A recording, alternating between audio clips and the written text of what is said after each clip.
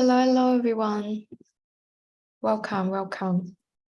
Hello. Please feel free to unmute yourself. Also turn on your camera and say hi to everyone.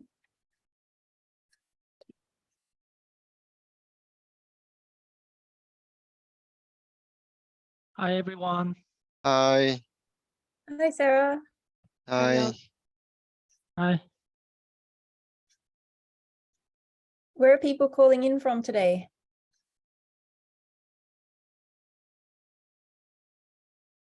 From Japan. Australia. And we're from Vietnam.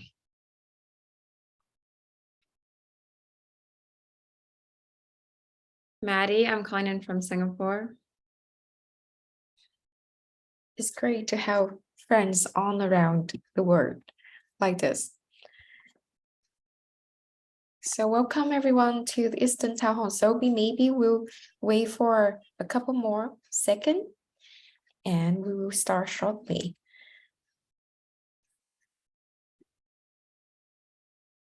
Yeah, feel free to open your micro and say hi or just chat where you're from in the chat box so we know where you're from. And maybe you tell us which country that you would like to add in the Eastern Townhall room. Hello.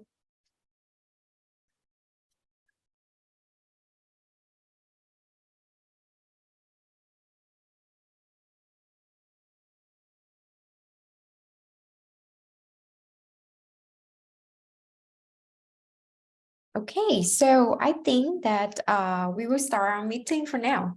So hello everyone, welcome to the Eastern Townhall and thank you everyone for being here today. And please feel free to unmute yourself anytime you want, anytime you have a question, say hi. And thank you everyone that you spend your time, a lovely Saturday, and hope you guys had a wonderful Lunar New Year and Happy New Year's in lunar times. And so also hope you guys have a great time networking, connecting with your local community today. And we are still in our cool down period, but also this time is still a great time for everyone to prepare for fun time to come in the near future. So now I would like to introduce my community in Vietnamese because I'm from Vietnam. Ok, xin chào và chào mừng mọi người đến với phòng họp Eastern Townhall ngày hôm nay. Thì rất cảm ơn vì mọi người đã dành thời gian cuối tuần để cùng tham dự hoạt động chung của cộng đồng Cardano, vì sự hiện diện về ngôn ngữ của người Việt Nam là rất quan trọng. Đối với sự phát triển của Cardano thì phòng họp sẽ được diễn ra 2 tuần một lần và là nơi để cộng đồng Cardano Catalyst đến để chia sẻ cập nhật thông tin về các dự án và sự phát triển của Cardano và Catalyst. Thì cuộc họp có đôi khi sẽ bị gián đoạn và bị thiếu thông tin, nhưng hy vọng mà các anh chị sẽ cùng nhau đóng góp ý kiến để những cuộc thảo luận sẽ được diễn ra một cách suôn sẻ, và vui lòng tôn trọng ý kiến của các thành viên tham dự cũng như là người host phòng ạ. Em xin cảm ơn rất nhiều ạ. Thank you so much. Okay, so Jan. Oh, sorry, Yuta-san, please. Oh, thank you so much. And ようこそ、東山キュービータイプにいらっしゃいました。ちょっと今、授乳をしているので、ちょっとカメラがオフですけれども、この後ですね、いくつかプレゼンテーションがあった後に、この日本ルームも開かれて、そこでまたですね、もろもろの進捗などをですね、シェアしていこうかなというふうに思いますので、またそこではよろしくお願いします。はい、that's all. Thank you. Thank you, Yuta-san. I think Corey.Please go ahead. Thank you. Hi, everyone. I'm Corey. I'm from Sydney. Welcome to everyone to Catalyst Town Hall. Looking forward to talking with you all, coming up with ideas on how we can build on Cardano and make the world a better place. I will be moderating in the English breakout room, and I hope to see you there. Thanks. Andy. Alright, thank you. Halo semuanya dari Indonesia, Jakarta. Ini saya Andi, saya adalah salah satu bagian dari Eastern Hemisphere Town Hall. Inilah kita pertemuannya 2 minggu sekali. Di sini kita akan belajar tentang apa itu Cardano dan khususnya adalah tentang Project Catalyst. Jadi nanti seperti biasa setiap 2 minggu sekali kita akan adakan pertemuan seperti ini dan kita juga nanti akan ada 2 bagian. Yang pertama adalah the main room ya, ini main room karena semuanya adalah dari beberapa negara. Kita akan menggunakan bahasa Inggris. Nanti akan ada 2 presentasi dari Mehdi Lomen tentang proyeknya Socios dan juga dari Emurgo dari Miguel. Nanti akan memperkenalkan tentang Cardano Spot. Jadi setelah itu, setelah selesai yang bagian Inggrisnya, nanti akan baru dibuka untuk breakout room. Khusus untuk kita di Indonesia akan dibuka breakout room. Nanti agenda kita adalah dibantu oleh Bro Syarbel dan Bro Dani adalah untuk pelajari tentang PA dan VPA. Jadi itu rencana kita. Selamat datang, selamat menikmati, dan mari kita build on Cardano. Thank you. Back to you, Mi.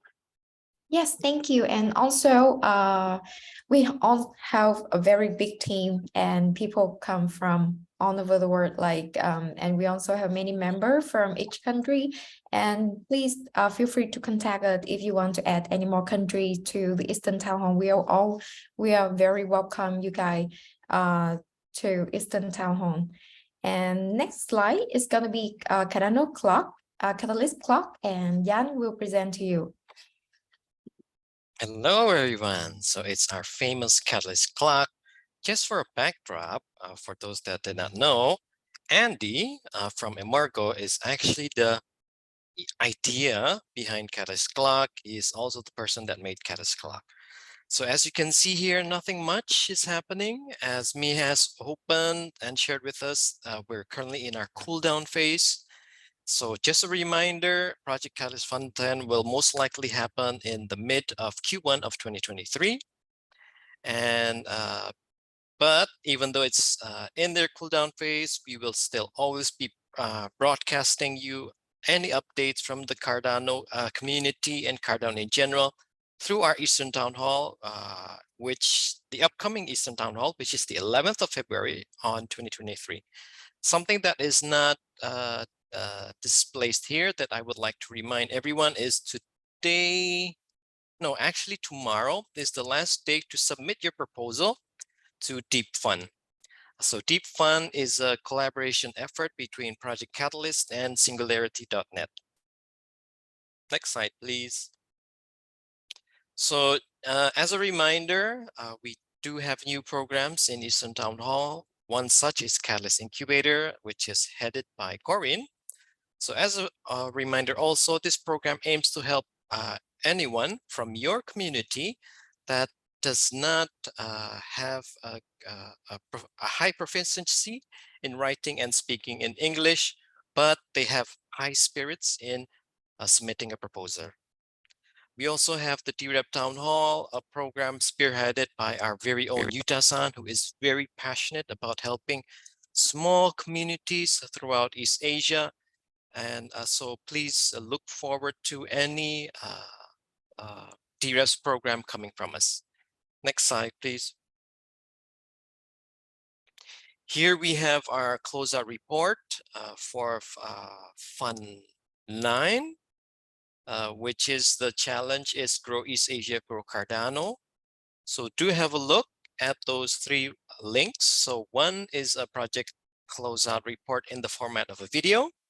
The other is a project closeout report in the format of a written report, which is quite in depth, and it might take you time to go through it, but most likely it will be proven worthwhile because this is a collaborative effort of ourselves in 1, reporting actual data, and 2, making conclusions based on data that we found during the Grow East Asia Grow Cardano challenge setting. Next slide, please.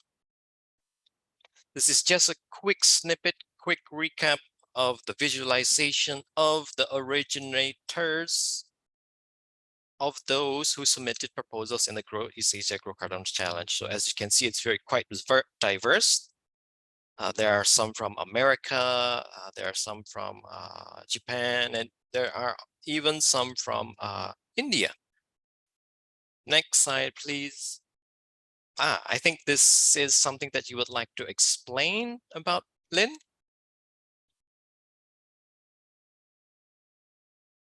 Yes, welcome, Lynn here again. So for this slide, I believe that most of you already have an email from Daniel from IOG. However, I'd like to emphasize a little bit if you are helping someone to submit the proposal, trace on a proposal, someone like to become a PA, a VPA, if any of these roles may be renamed in February or March, I don't know, probably not. And again, if you are work on at the proposal or coder, I mean programmer, then the first link here would give you a really good hints. So if you, I won't go through any of this, right? So just quickly, only you go to content. By the way, I just sent out the link. Someone sent the link, the presentation out for the whoever like to join, please. Yeah, thank you. So there is if you click on content, and there is a lot of information here you like. For example, you go into article, a developer, or updates. So example, in here, there is a lot of information that you can go really, really deep, regardless that you are PA, proposer, or new to Cardano. I'm not saying this is official information, and no one claimed that include IOG. They call it as a community input. But in here, there's a lot of information that you can go through. And sorry for that, they don't have other languages, but I'm sure you can just Google it, and then at least you got some information to start with. So that's something that I think is really, really helpful. And you can size in here, and then you start to do your contribution. That's really, really good. So something that I can see that's really helpful if you are a beginner or you'd like to help someone else to join Cardano, which is let them start to read the information. It doesn't matter that you are, you know, Haskell developer or just a voter. And the second link here is more into Project Catalyst, which is I believe it's going to play a major role for the next coming Fund 10. So if you have time, the link, I think the link. No one sent out, sorry for that. I just sent out the link for you at the end there. Okay, send out the link already. Thank you for that. So this link here is help you so much information if you like. To start with, you can go for fun here, and then you can just do a review, or just right here, you can just do a search. Example, you search for Eastern Townhall or DSpark or Spark, whatever. There's example DSpark. So Eastern, for example, Eastern, yeah, I believe Eastern. Then you can see all the information that relate on the proposal, and then you can just click on of that link. You can see a lot more information. Just click on that and you go on. So something that I think that's it's a lot value for a beginner as a PA, for myself, and for challenge team, for anything about Cardano, pretty much. And this information now is getting more consolidated, I put it that way, not centralized, together. So it helped you a lot. So that was the link I tried to emphasize. But take some time to explore into that. It helped you a lot for that link. All right. So now I'm passed back to Corinne. Thank you. Thanks, Lynn. So you can see here on this beautiful, colorful world map that not only do we have Eastern Town Hall, you can explore the whole world through town halls, visit the Pacific, maybe Africa. They're all on different time zones. If we can go to the next slide. So all the times are in UTC. So you should be able to find a town hall that suits you. And whenever you have time, it would be nice to drop in and see what the other town halls are up to and other Cardano communities. Thank you. Next slide.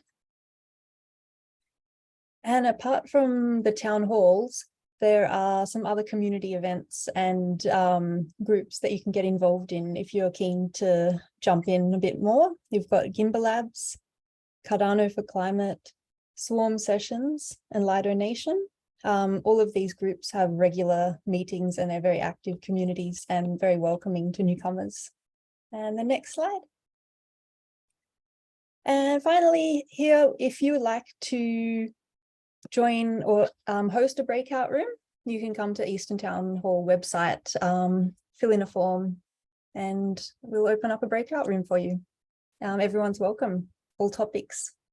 Thank you. Okay, and thank you everyone. And my honor now to introduce our two main room guest speakers. So we have Miguel today as your community manager from Imago and he will introduce cardanosport.io, and also Maddie from social.io. So the first part will go to Miguel. So Miguel, if you're here, please feel free to go ahead, take it away. Thanks, Me. Hello, everyone. My name is Miguel, the community manager at Cardano Spot. So just a brief history, Cardano Spot was launched in August of 2022 with the name Cardano Clan before rebranding in November 2022. We built Cardano Spot as a response to the rapidly growing blockchain industry, which has caused the widening knowledge gap between the blockchain ecosystem, including the Cardano ecosystem and the community, as more in the community challenges when it comes to keeping up with the fast-paced development and news around Cardano, even the mainstream media. Next slide, please. So what is Cardano Spot? So we are a social content platform developed with the Cardano community at the core and positioned for creation, curation, aggregation, and monetization of the ecosystem projects and tools. We exist to empower and connect the Cardano enthusiasts to do the things that inspire them. And we want to change the world together with the community, basically. So we designed a seamless discovery and navigational tool of the Cardano ecosystem, empowered by the community engagement and curation of content. So our mission is to establish the most comprehensive and up-to-date Cardano ecosystem information for all users globally. Next slide, please. So based on our research, the current problems we see right now in the ecosystem are these three opportunities: fragmented information, reliability of data, and pretty much general to little information about the latest developments of projects within the Cardano ecosystem.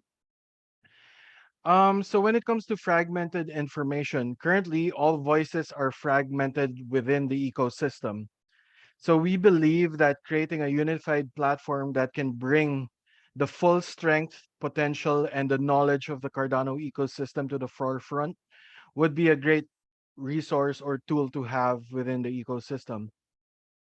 And then when it comes to reliability of data, you can say we are here to fight the misinformation and enhance coordination within the ecosystem. So when you see coverage of Cardano in the mainstream media, like from CoinDesk, Cointelegraph, or Masari, you will see an inherent bias in the reporting. So how do you break this and get the correct information out? You have to build your own platform and build it the right way. So a platform with research, articles, news, and statistics from the Cardano community would be the answer to this opportunity that we see. And lastly, when it comes to general to little information about the latest developments of projects, we are here to support all projects developing on the Cardano blockchain and give them the visibility they deserve. And we are aiming within the visibility of the Cardano ecosystem, but also through traditional media and bridging Web 2 to Web 3 companies. But we are not a media outlet, okay? Just to have that cleared out. It's a social platform. You will have many other things like discussion spaces and an onboarding library of projects, due diligence and or reputation scores, project overviews, and deep dives. So you can just do that all on Twitter, Reddit, and other spaces, correct? So we also want to understand the Cardano ecosystem. As we know that the Cardano ecosystem is unique compared to other chains. We have a social component baked into the protocol through on-chain governance. And when the Voltaire era comes, there will be many discussions, often technical ones. You can just do it in forums where no one checks or on Twitter, which is usually a popularity contest. So Cardano Spot aims to give an avenue to everyone and provide a voice to the voiceless in the ecosystem. Next slide, please. So this would be our product roadmap since November of 2022. And then right now we are still, of course, releasing more features on the platform, and we are also releasing whatever feedback we get from the community.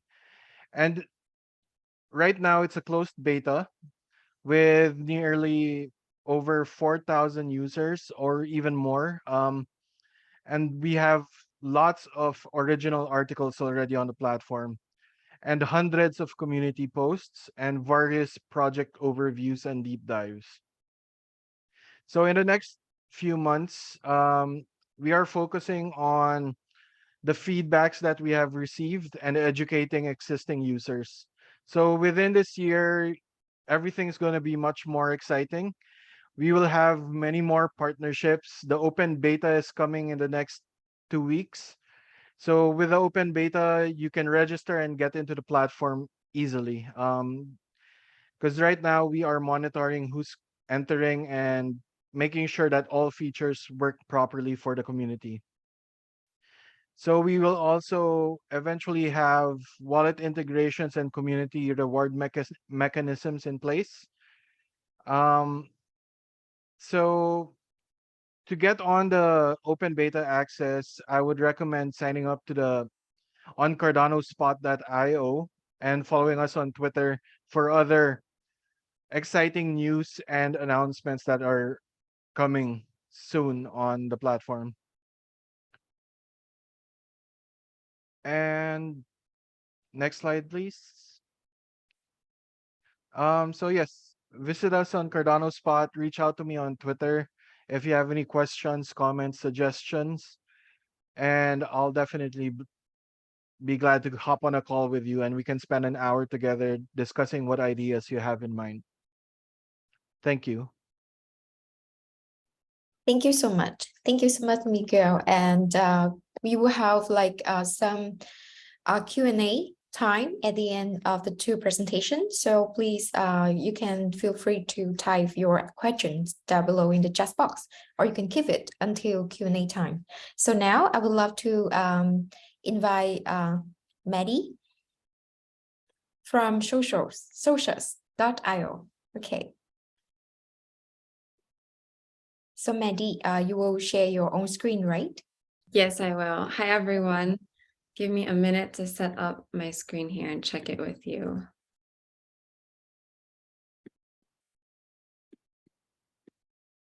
Okay, are you able to see my screen? Yes. Great. Thank you for the opportunity to share this with you. My name is Maddie, and I am the partnership lead with Socius. And I am also joined by our founder and CEO, Sarah, on this call, whom I believe many of you already know. I would like to take just the next 10 minutes or so to also share the progress that we have made on the first milestone of a project that we submitted to Catalyst Fund 9. And this has to do with impact lending for unbanked populations, specifically on the idea of credit as a credit of social good. The problem that we are tackling is that 1.7 billion adults still today are unbanked. That's almost a quarter of our population. And financial services are hard to access for these groups, except through microfinance institutions or MFIs.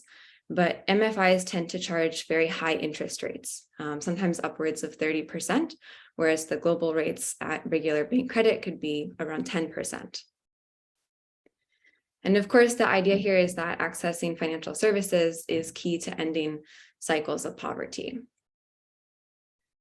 The solution that we have proposed is the Socius Impact Lending Platform, and it is a decentralized finance protocol that allows people to lend and borrow thanks, which would be Socius's native tokens, without having to go through a financial intermediary. All right, so as I mentioned before, this is just the first milestone that I'm going to share with you, and it has about 5 sub-items that I'll quickly go through. Just a very brief overview on where this is coming from in the context of history. Maybe I'll start with the early to mid 1980s.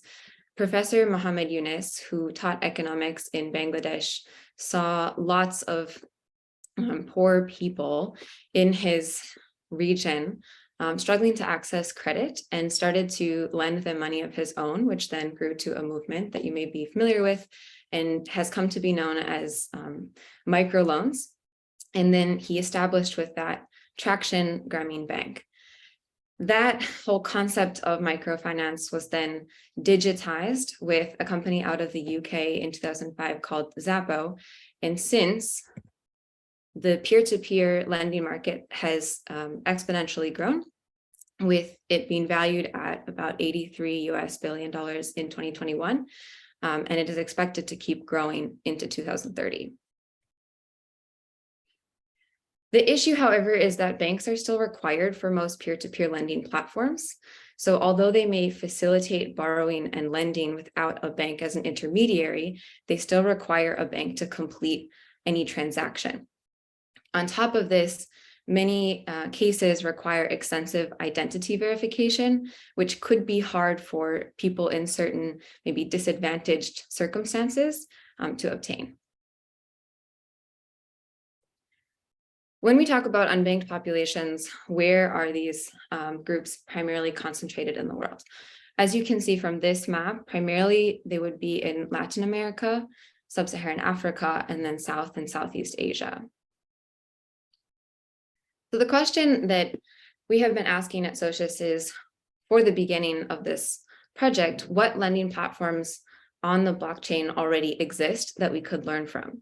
I've picked out 3 that I'm going to just touch on briefly, but there are some others, and I'd be happy to take questions about this more at the end. The first is Sendry. Sendry is amongst many platforms that are thinking about better ways to do remittance, and it solves the problem of payday lending that comes at high interest rates, particularly for low income earners. And it solves this problem, or tries to, by facilitating cash transfers, but it's on a private blockchain. So then we ask the question, well, how would you do this not on a private blockchain? There's a second example out there called Hisab Pay, and this company is coming out of Afghanistan. Afghanistan is the most unbanked country in the world after the CAR and South Sudan. So highly needed.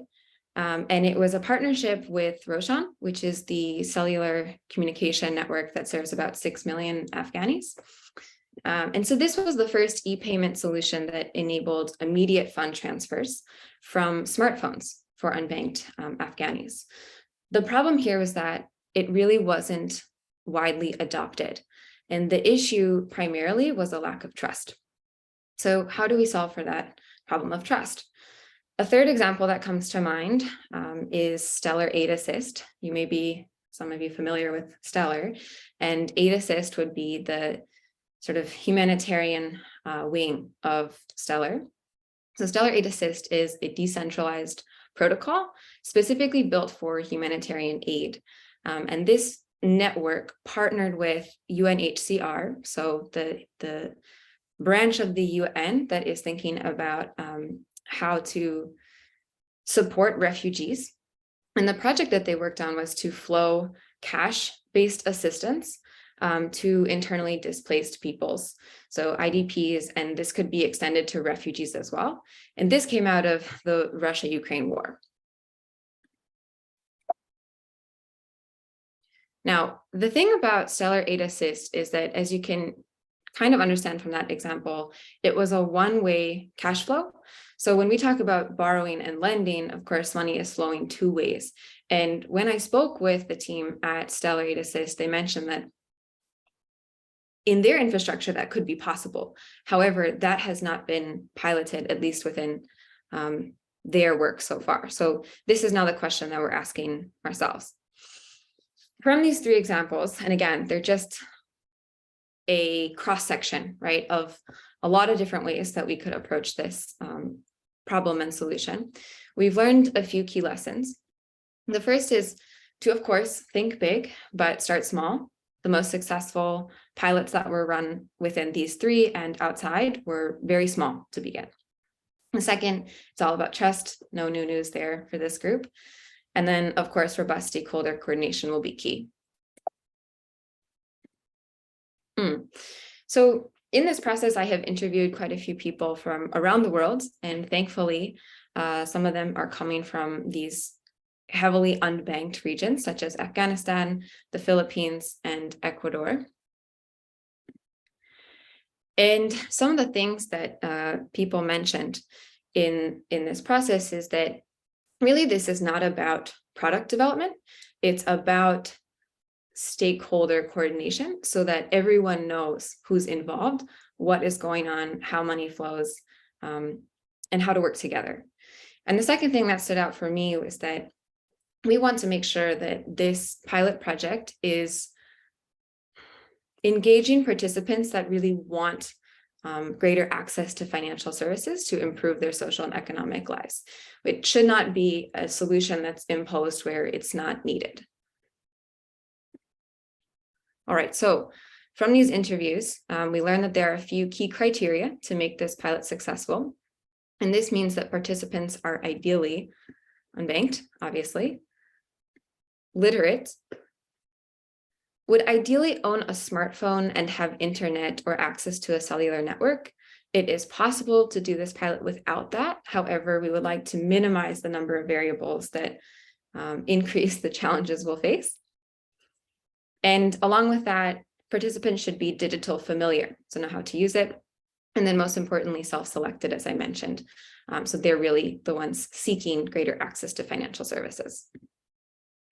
Okay, so from that, where do we arrive? We've identified a few key target groups that may participate.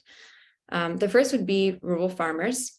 The second, refugees, as in the case of the Stellar Aid Assist network, or it could be internally displaced persons.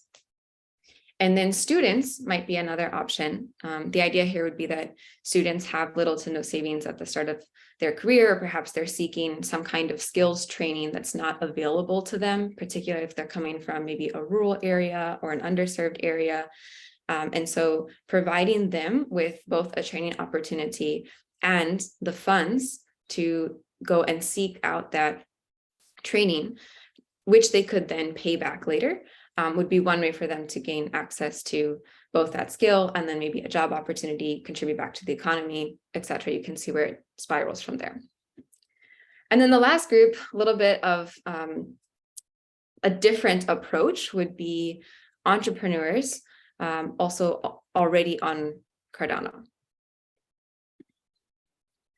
I have detailed out here in quite a bit more detail than I'll go through right now, what some of the advantages and disadvantages would be for each of these groups. And I'm happy to take questions about it. But I think these slides are something that I can share, and I'd be happy to have maybe a follow-up conversation if we wanted to go through this in more detail. All right, so from these main possible groups of participants, we have identified smaller, I would call them aggregates of participants within each group, right? So for example, within rural farmers, we're looking for a partner that would aggregate farmers that are looking for greater financial inclusion, perhaps to grow their business. What would that access to capital look like? And here are a number of those. Some of these, in fact, all of these ones I've listed here happen to be in the Philippines. Likewise, there are some groups here for students and for refugees. And actually the pictures behind here are coming from groups that we either know or are connected to. Yes, I'm not going to go through the case study. I'm also watching my time, but we can talk about this more later. Another example would have to do with specifically like Ukrainian entrepreneurs rather than just the broad base of IDPs.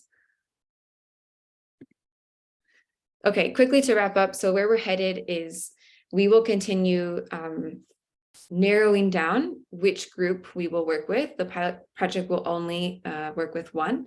That will happen through the end of February. And as we work with that group, we will build out the design of the product and then build it and test and analyze into June and July. Okay, there are some technical details about how this product will work. I think before where I explained that it's going to be a two-way cash flow touches at the core of it. But really the idea, right, is that someone can get onto the Socius platform and pitch their request for funds. They would be considered the borrower, to which another person could also create an account on the Socius platform as a lender and send that money through crypto, at which point the borrower would exchange the crypto to fiat, be able to use it, and then return those funds all within the platform. And we engage some other network partners to help with the up-ramp, on-ramp bit.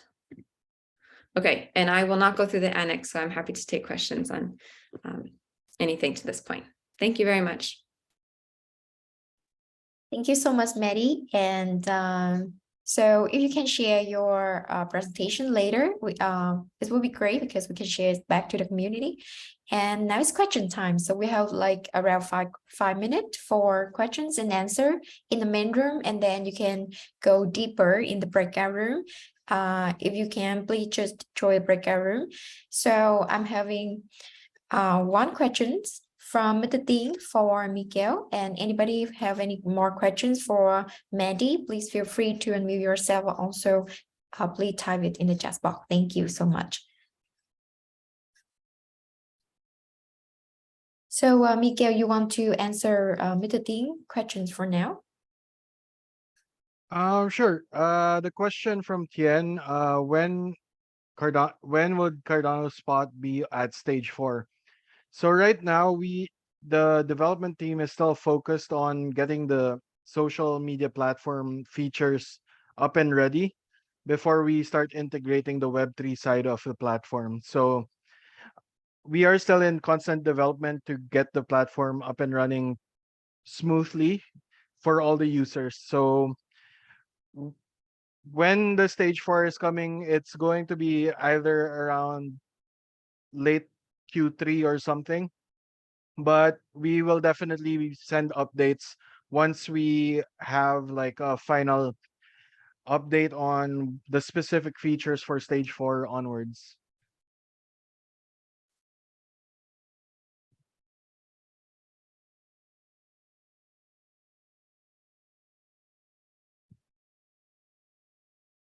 And then the second question is there function overlap with Lace?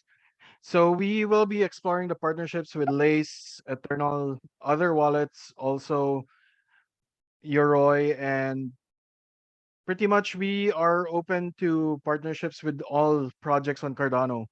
So we just need to reach out to them, or if they reach out to us, we would definitely be open to having an exploratory conversation.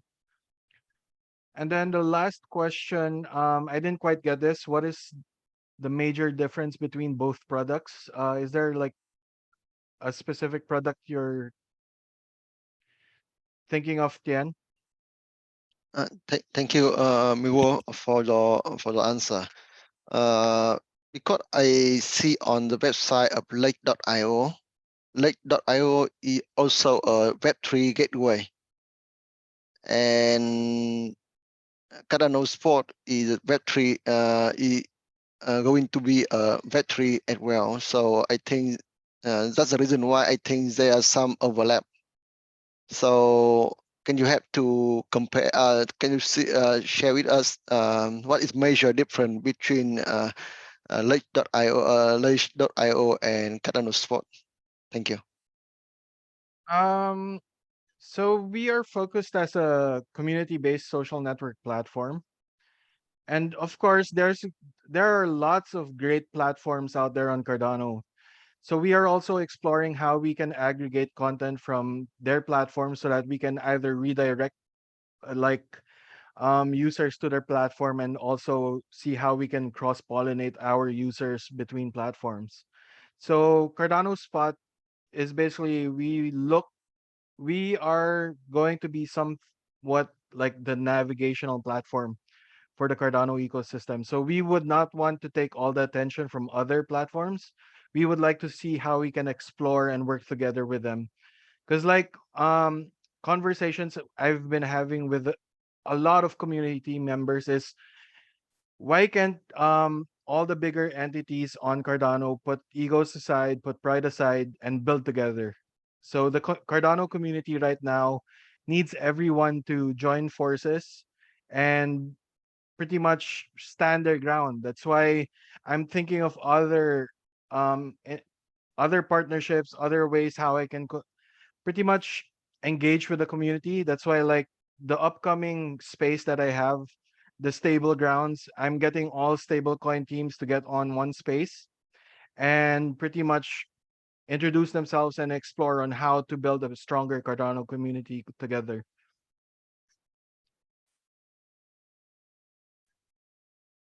Thank you, Miguel. Thank you for the answer. Yes, thank you, Miguel. And I hope that the answer also satisfy your what you need. And if anybody have any more questions for Miguel, okay, please feel free to put it in the chat box. And I can see there are 3 questions from Maddie in the chat box here. I would love to read it aloud so that anyone that could watch the recording might know. The first question is from Jan. So I have a question. I might have missed it. Since you are lending funds in the form of crypto, how will you counterbalance the volatilities of using crypto as your source of funds? Thank you, Jan. This is a great question. One option that we have explored is pegging the value to a stablecoin. In the instance of the Stellar Aid Assist platform, the partnership with UNHCR, obviously the United Nations branch that deals with refugees is really well aware of this because they're working with quite a vulnerable population and they have a reputation to protect. And so in their case, what they did is they worked with Circle for the pegging portion, and then they had a number of other partners, let's say, that were helping facilitate the actual transfer of funds to minimize how long the volatility could be. So I think we haven't come to a conclusion yet, but we are exploring many options. And if you have any ideas, one of the reasons that we wanted to present today and kind of one of my personal goals for this session is to gather as much feedback and as many good ideas from this group as possible so that we can collectively improve it. Thank you for the question. And just to add to that, so we are considering JET and USDA as possible stablecoin options within the Cardano ecosystem.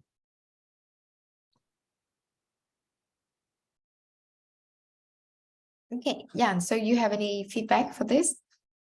I do have a follow-up question, but I think I do not want to take everyone's time. Perhaps you could continue to the other questions and I'll continue my discussions with Maddie and Sierra in the English breakout room. Thank you. Okay, great. So so we still have 2 more questions from Maddie. So from Sierra Bell, loved your presentation, Maddie. I have some experiences about P2P lending and their default loans. Usually the platform will have a partnership with insurance company. So will socials consider this? Thanks, Sierra Bell. Yes, I think we want to explore many options at this point about how it can work. I actually would love to hear more from you about your experience and any ideas you might have for this if you feel comfortable sharing.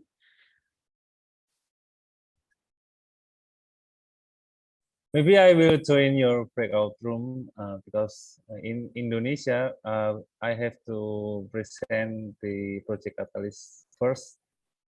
After that, I can join your breakout room maybe. Wonderful, thank you.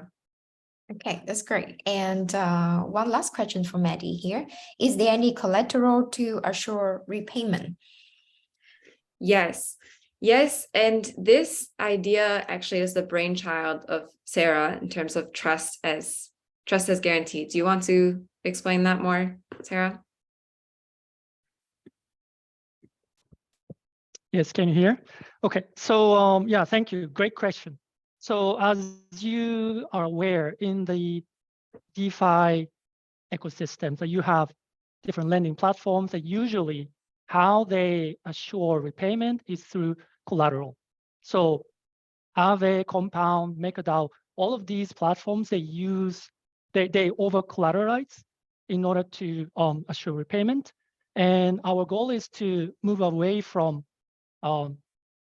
doing that and over collateralization. So how we try to assure repayment is through basically creating a alternative credit system. So we have financial credit system like FICO. So everyone, if you have bank accounts and if you have used credit cards and you are building your credit, but for those who don't have bank accounts, unbanked populations, they don't have that option. So we created another system called impact points or impact score. So basically, while you do you have activities on the platform, doing volunteer work, working for impact organizations, and interacting on the platform, you're building your credit and use that credit to borrow. And when you fail to repay your debt, then you lose that credit, and along with all the a series of benefits that come from this basically alternative credit. So that's how we try to make it accessible to unbanked populations, these financial services.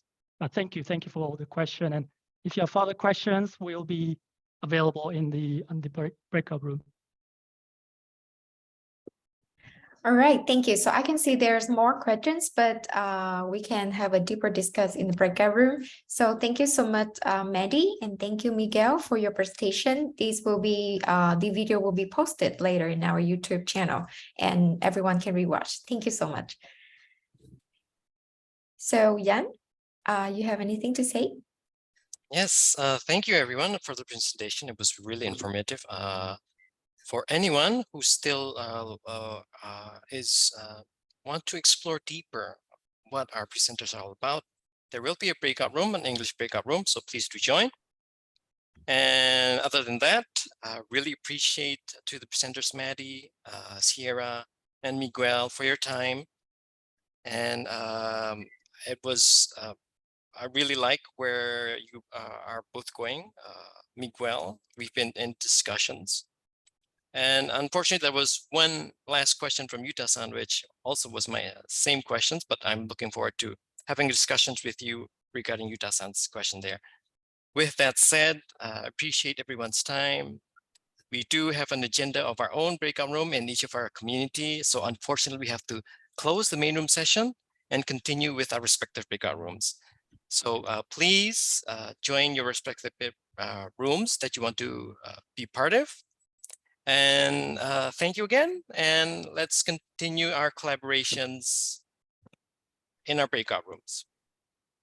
If you have any troubles in entering the breakout room that you want, please do inform me, Mitran, or myself, and we will help you.